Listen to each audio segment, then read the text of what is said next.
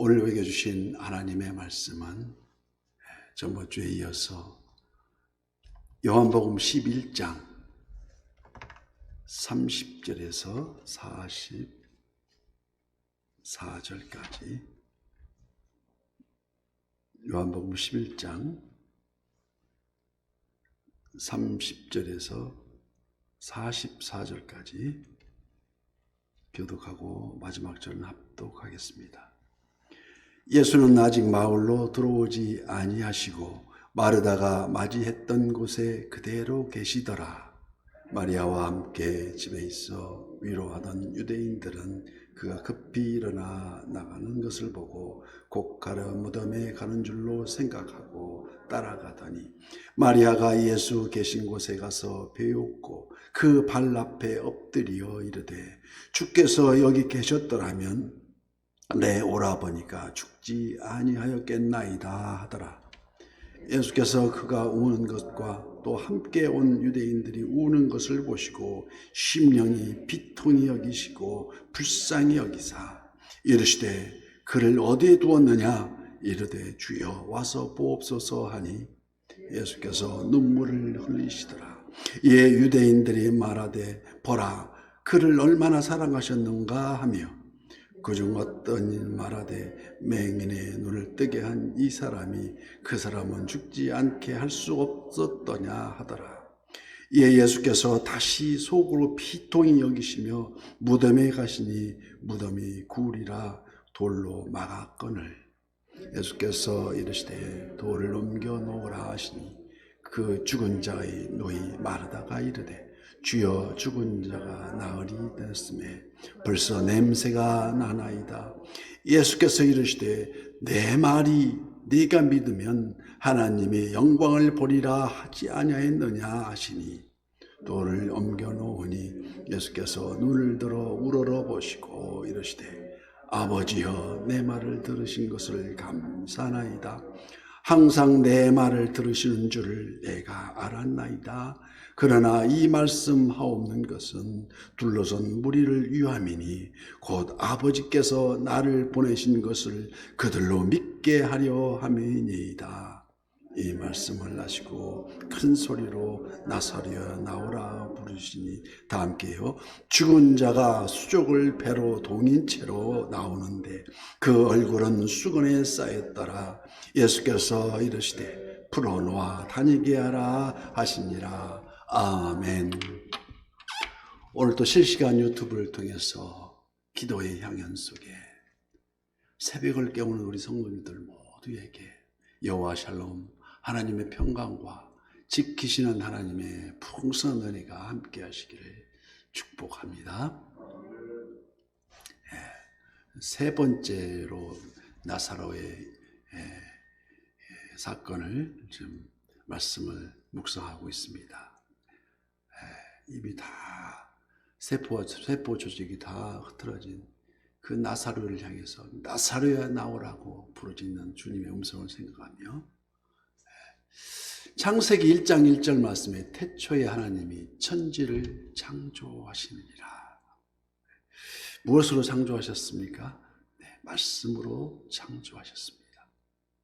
이 천지 창조와 예수님의 부활 이 사건이 사실로 몸소 믿어지면 성경에서 모든 난제, 자기가 이해할 수 없는 이게 무슨 말인가 이해할 수 없는 그 난제가 하나하나 실타래 풀리듯이 다 풀려진다고 합니다.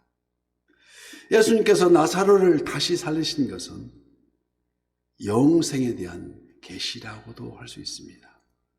그래서 오늘 본문 30절 말씀에 예수는 아직 마을로 들어오지 아니하시고 마르다가 맞이했던 곳에 그대로 계시더라. 마리아는 나오지도 않고 왜 이제 오시는가 하고 뽀르퉁에서 있었던지 집에 머물러 있던 그 마리아가 급히 일어납니다. 주께 달려가서 발 앞에 엎드려서 이렇게 말합니다. 주께서 여기 계셨더라면 내 오라버니가 죽지 아니하였겠나이다. 32절 말씀에 그렇게 했습니다. 엎드려 우는 모습을 보시고 우리 주님 심령이 피통이 여기시고 불쌍히 여기셨다고 기록되어 있습니다. 그래서 35절 말씀에 예수께서 눈물을 흘리시더라. 성경에는 예수님 우시는 모습이 두 번 기록되어 있습니다. 누가복음 19장 41절 예루살렘은 성을 보시고 우십니다. 예루살렘 성이 하나님의 심판에 임박해 있음에도 불구하고 알지 못하는 그 비통함이 예루살렘아 예루살렘아 소리치면서 우십니다. 지금은 이 순간은 육신의 몸을 입으시고 인간적인 감정에서 믿음 없이 반응하는 이 마리아와 그들 모두에 대한 비통함에 젖어 있습니다. 연민과 무지의 안타까움조차 알지 못하는 저들을 바라보면서 주님은 산 위에서 산상수훈 중에 첫째를 심령이 강한 자라고 말씀하시고 둘째를 애통해야 하는 자는 복이 있다겠습니다. 그들이 위로를 받을 것이며라고 말했듯이 그 애통함, 아직도 그 무거운 짐과 같은 죄와 그에 따른 비참함을 알지 못하는 그 애통한 현실에 우리가 가져야 할 그 심령 상태는 한 맺혀 부르짖는 기도와 같이 그 비통함, 애통함이 있어야 한다고 오늘 본문은 말하고 있습니다. 39절 말씀, 예수께서 이르시되 돌을 옮겨 놓으라 하시니 그 죽은 자의 누이 마르다가 이르되 주여 죽은 지가 나흘이 되었는데 벌써 냄새나 나이다. 예수님도 이미 알고 계셨습니다. 나흘이면 이틀도 이미 다 부패된 나흘이 되었으니 나사로가 살아있을 수 있는 가능성이 전무한 상태입니다. 그런데도 오늘 보면 40절 말씀에 이르십니다. 예수께서 이르시되 내 말이 네가 믿으면 하나님의 영광을 보리라 하지 아니하였더냐 하시니 이는 나사로의 죽음과 다시 살아남을 통해서 하나님 영광을 드러내시겠다는 것입니다. 이어서 우러러 보시고 41절 말씀, 돌을 옮겨 놓으니 예수께서 눈을 들어 하늘을 우러러 보십니다. 우러러 보시고 이르시되 아버지여 내 말을 들으신 것을 감사나이다. 항상 내 말을 들으시는 줄을 내가 알았나이다.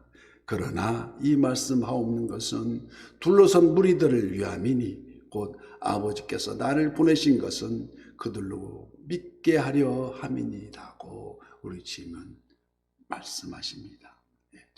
기도하십니다. 이 말씀을 하시고 큰 소리로 외치십니다. 나사로에 나오라고, 나사로야 나오라 부르짖으니 죽은 자가 수족을 배로 동인채로 나오는데 그 얼굴은 수건에 쌓였더라. 예수께서 이르시되 풀어놔 다니게 하라 하시니라고 말씀하십니다. 지금 이 나사로를 통해서 이후 예수님 십자가 대속에 따른 십자가의 길, 십자가에 못 박혀 죽으시고 장사된 지 사흘 만에 죽은 자 가운데서 다시 살아나시는 그 부활을 예표하고 있습니다. 그러나 이때 나사로가 다시 살아난 것은 또 다시 살아났다 하더라도 때가 지금은 늙어서 죽습니다. 그래서 다시 죽을 것이므로 마지막 날의 부활과는 차별이 있음을 구분해야 합니다.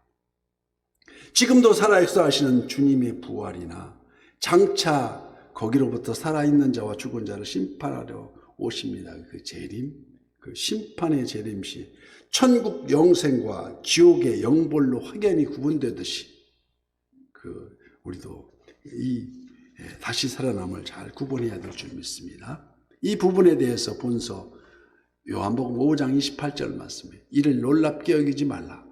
무덤 속에 있는 자가 다 그의 음성을 들을 때가 오나니 선한 일을 행한 자는 생명의 부활로, 악한 일을 행한 자는 심판의 부활로 나오리라고 말씀합니다. 제일 악한 게 뭡니까? 악한 죄가 예수님을 모른다 하는 죄가 제일 악한 죄입니다. 그래서 우리가 때만 있으면, 기회만 있으면 우리 우리 주님에 전해야 합니다. 그래서 아무 조건 없이 베푸는 반찬 나눔도 이 일원의 한편이라고 할 수 있습니다. 이는 영적으로 우리에게 중요한 메시지를 주고 있습니다. 나사로의 죽음은 지금 우리들의 영적 상태의 죽음과도 같다고 할 수 있습니다. 즉 예수 그리스도를 영접하기 전에는 우리 인생도 이미 죽을 수밖에 없는 죽음과 똑같은 그런 존재였다는 것입니다. 그래서 영적 시체라고도 할 수 있다는 것이 아니겠습니까? 그러나 에베소서 2장 1절 말씀, 그는 허물과 죄로 죽었던 너희를 살리셨도다고 말씀하십니다. 네, 십자가 보혈 그 은혜. 우리가 주님을 몰라 했다면 마치 대지에서 뿌리가 뽑힌 나무처럼 겉으로는 멀쩡해 보여도 그럴듯하게 다녀도 푸른 아침에 꽃이 피어 자라다가 저녁에는 시들어 마르는 아이다고 고백하는, 시들어 마를 수밖에 없는 우리에게 누군가 찾아와서 구원의 손길이 없었더라면, 그 첫사랑의 감격이 없었더라면 감히 언감생심 엄두도 못할 일이 아니겠습니까? 그분이 바로 누구십니까? 성령 하나님이십니다. 거듭나게 하시는 성령님의 역사, 또한 성령에 의하지 아니하고는 예수를 주라 시인할 수 없다 하였사오니, 이 얼마나 크나큰 은혜요 은사라 할 수 있겠습니까?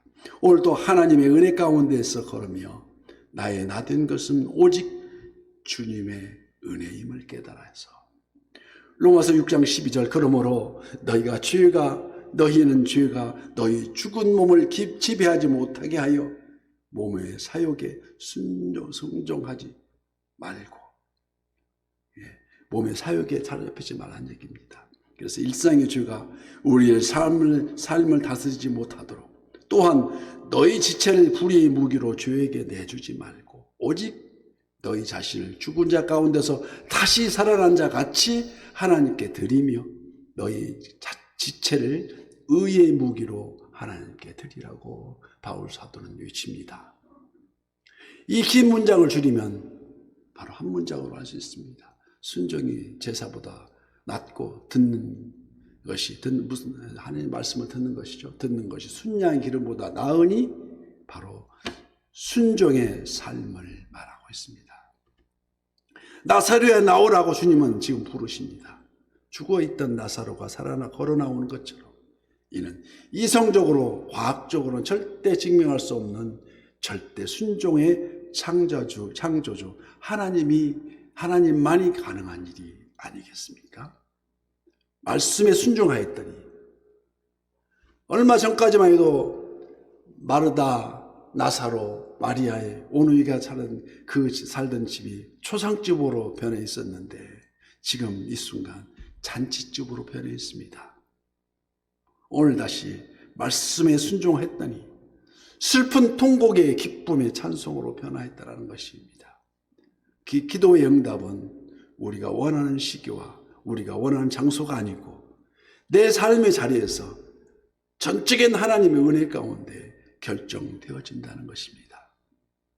그래서 오늘도 우리 주님 말씀을 통해서 믿음은 장래일이나 이미 스쳐 지나간 어제 일이 아니고 바로 이 순간 실제적인 현실임을 깨달아서 그 믿음을 통해서 그 선한 이웃들을 통해서 내 삶의 자리에서 우리 주님과 동행하시는 저와 선한 이웃의 모든 지체가 되시기를 예수님 이름으로 축복합니다.